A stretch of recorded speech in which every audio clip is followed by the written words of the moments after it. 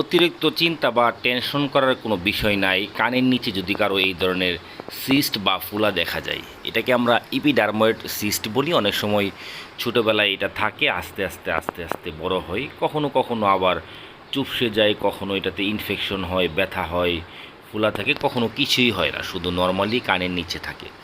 কানের নিচে বা শরীরের কোনো জায়গায় যদি এই ধরনের সিস্ট থাকে, সেক্ষেত্রে আপনারা কোনোভাবে টানাটানি, টিপাটিপি বা গালানোর চেষ্টা করবেন না, কেননা সেখান থেকে পরবর্তীতে ইনফেকশন হতে পারে।